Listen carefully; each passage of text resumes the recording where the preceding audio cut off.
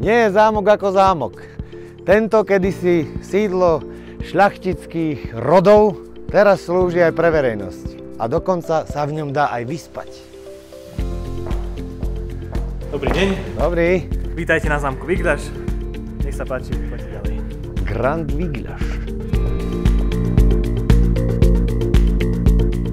Viem teraz, že sa nachádzame vo Vigľašskom novo opravenom, vlastne zrekonštruovanom zámku, ktorý teraz slúži ako hotel. Áno, presne tak. Zámok pochádza zo 14. storočia, kedy tu sídlili templári.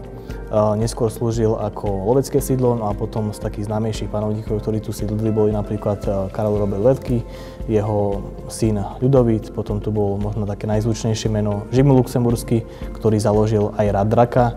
No a po ňom už to boli také mladšie rody. Tento zámok bol vypálený v roku 1945, no a potom bola iba ruina až do roku 2009, kedy ho kúpili súčasní majitelia. A koľko to trvalo, tá rekonštrukcia, a kedy vlastne sa to otvorilo? Zámok sa otvoril ako hotel v roku 2014 v septembri.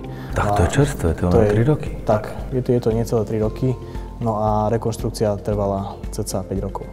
No momentálne sa tu nachádza 55 komfortných izieb vo viacerých kategóriách, takže je tu príjemné ubytovanie, príjemná a výborná gastronomia. Môžu tu nájsť hostia také útulnejšie a príjemné wellness. Momentálne teraz sedíme aj v rytierskej sále, ktorá bola postavená a zrekonštruovaná podľa pôvodných plánov, a tu môžete vidieť okolo seba repliky historických zbraní, tak ako niekedy vyzerali.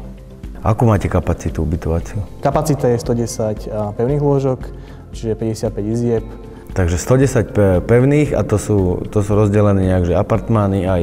Áno, máme aj klasické izby, superior izby, deluxe izby a samozrejme aj apartmány. Tie deluxe, v deluxe kategórii majú všetky postele historické baldachíny, takže sú veľmi obľúbené najmä pri romantických pobytoch.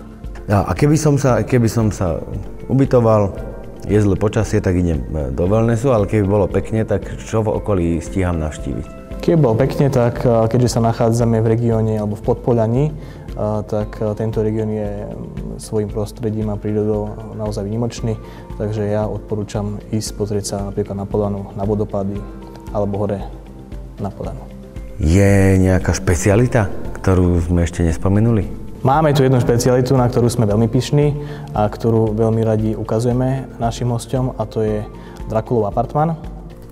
Akože čo tam je, taká hrada, zavesíš sa dole hlavou a Nie. Tá Drakulova izba je výjimečná tým, že z prvej obývacej izby, z obývacej časti sa dostanete cez tajné dvere, ktoré sú v skrini dávané do spodnej časti izby, a je tam to veľmi zaujímavé aj dizajnovo.